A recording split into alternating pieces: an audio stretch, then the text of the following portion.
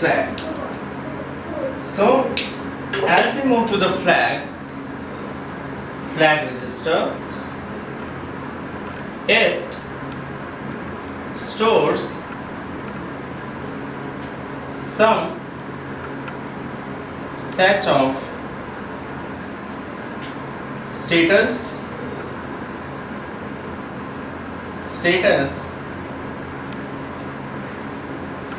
of some set of status. You simply say it stores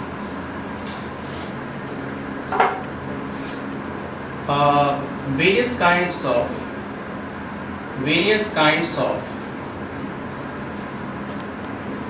single bit values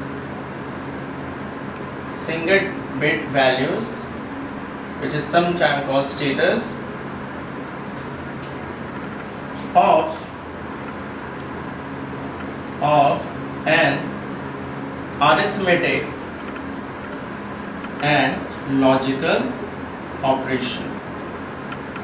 Fine. So whenever the arithmetic or logical operation is performed, the certain set of value, a single bit value or status of the ALU operation is basically stored in the flag. And what are the various flags available to us in microprocessor? Let us check them. So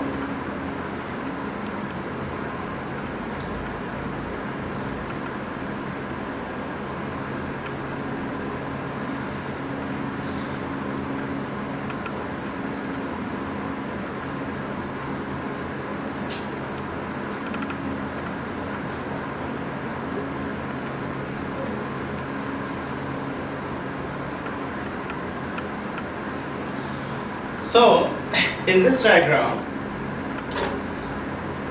the various flags that are used here are S stands for sign flag, Z stands for zero flag,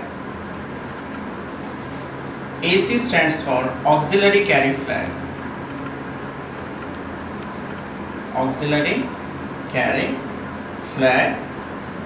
P stands for parity flag, and C stands for carry flag. So these are the various flags discussed in microprocessor, right, during some arithmetic and logical operation. Let us first check the sign flag. What actually the sign flag is? The sign flag basically is going to be set as 1. A sign flag is going to set as 1 whenever there is 1 over the most significant bit of a data during the ALU operation. Suppose during the ALU operation, if we obtain some result, so the MSB that we have, if it is having the 1 value over it, then the sign flag will be set as a 1. Fine, because it simply represent 1 as a actually whatever the take it as something like that.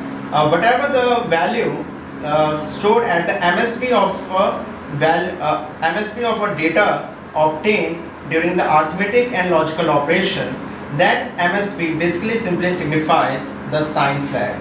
So if the sign is 1, it simply represents negative value, and if S is set as a 0, it simply represents positive value. So if the data, this particular data is a negative value, and 0 1 0 1 1 1 0 0, if it is the data, this is basically the this is the positive value. Fine.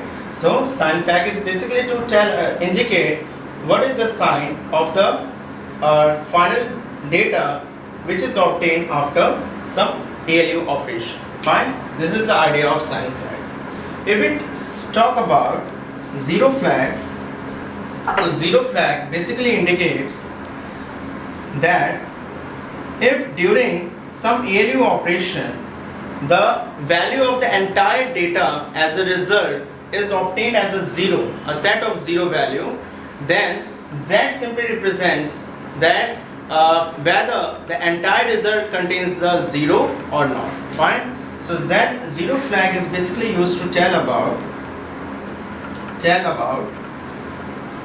whether the entire bits in the output data is 0 or not during ALU operation. Fine. If Z is equal to 1, it means all bits of output are 0. Fine.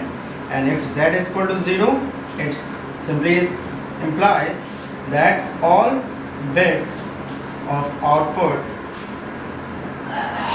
are not 0. Fine. That is the basic idea of the 0 flag. Fine.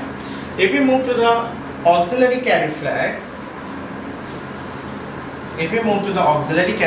it simply represents that suppose if I have the operation something like that 1 0 0 1 0 1 0 1, fine, and if I have the operation like 0 1 1 0 1, suppose I simply put 1 0 0. So if these are the two operands provided to us, and we have to perform some operation over it. So if I simply perform some binary addition, suppose if I perform binary addition, and during the binary addition, if I obtain a carry here, fine,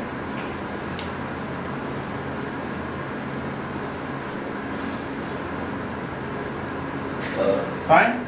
So what actually the idea is, these 4 bit, always remember, the 4 bit represents nibble in data representation of the computer. So when there is a carry obtained from one nibble to the another nibble, the value of the auxiliary carry flag is set to the 1. Fine.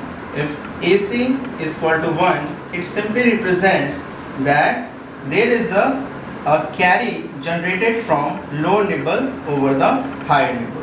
Fine. And if AC is equal to 0, that simply means there is no carry obtained from the lower nibble over the higher nibble during the ALU operation. Fine. What is the idea of the parity flag? Let us check that. Parity flag basically tells that during some arithmetic operation, the result that we have obtained consists of the even number of ones or not. Fine. If P is equal to 1, it implies that the output that we obtained during the ALU operation contains even number of ones. Let us check that. This is 1, 2. There are 2 ones in this output result, and it is an even number of ones, that's why P is equal to 1. If I put 1 or 1, still we have even number of ones, that means P is equal to 1. But P is set to 0 instead of 1 when we have the data that consists of odd number of ones. Fine. That consists of odd number of ones. So you can simply see that, you can observe that 1, 2, 3, 4 and 5. If we have odd number of ones in the output result during the of a ALU operation, it simply implies P as a 0 value. Fine. And the last thing that we have to understand is carry flag. Fine. So what is the idea of the carry flag? We have to understand that carry flag simply represents that during the arithmetic operation, there is some carry generated over MSB or not. Fine. So if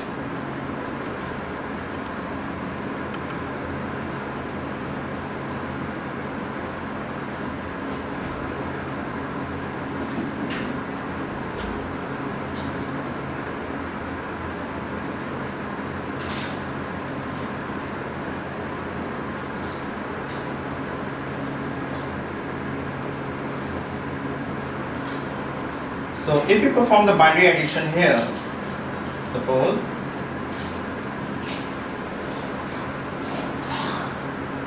so there is a carry 1 here, that means Cy will set to 1, fine, and if there is no carry obtained here, then Cy will set to 0.